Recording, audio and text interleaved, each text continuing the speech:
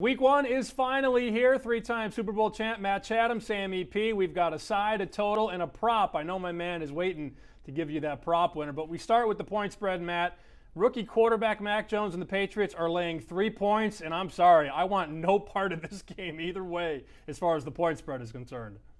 You know, that's the one that I felt most comfortable with, which is a little different. I think in part it's the matchup. The matchup is what pulls me back to feeling okay about it, even though it's a rookie, because I sort of look at this game, Sammy, as two rookies. You know, Tua played last season, but still far less than a full slate of games, 9 or 10 games, whatever it was. And he comes into this game not as some sort of seasoned guy redoing the last thing. He gets a brand new offensive line, offensive weapons, and Devontae Parker he didn't really work with during camp. Waddle, young, new guy, how's he going to be used? One of the tight ends is down now with COVID, and his tackle down with COVID at left tackle. It's sort of a mishmash of what he's going to have to work with. So I think he actually may be a little more of an uncertainty of what we'll see from him as opposed to Mac. Mac gets the certainty of all the dudes that have been around him throughout this. It's just no longer fighting off Cam. So I actually feel okay with a -3. I'll take the Pats on that. Okay, total 43.5. You've been talking for about a month now about how you're going to look to play under these Patriot totals. But, buddy, this one opened 46. Now it's 43.5. Did we miss the move?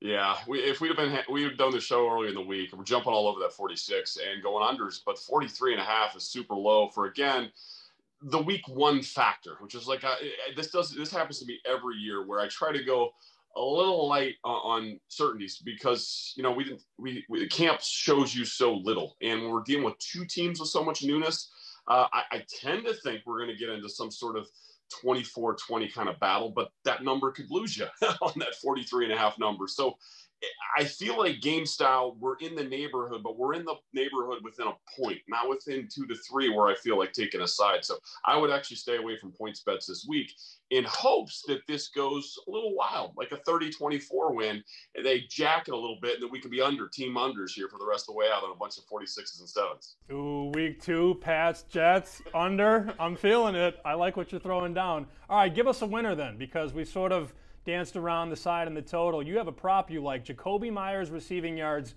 48.5. The dance floor is yours.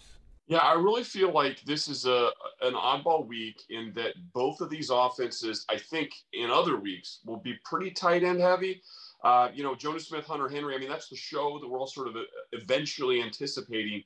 But surprisingly, an old Patriots name here, Eric Rowe has been a bit of a tight end eliminator. He's done a pretty solid job of keeping the number low. And the Patriots themselves, back to Patrick Chung days, and now Duggar in that spot with McCourty as sort of a rotating guy that will sometimes take on a guy like, say, Mike Gesicki if you were heavy on him.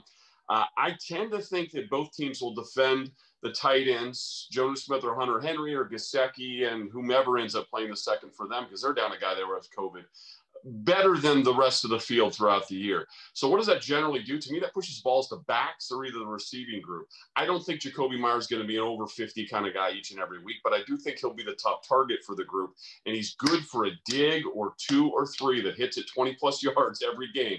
So all it takes to clear that 48 is maybe a fourth catch, and he's in that realm of sort of high 50s, low 60s. I think he's going to be their guy, especially this week.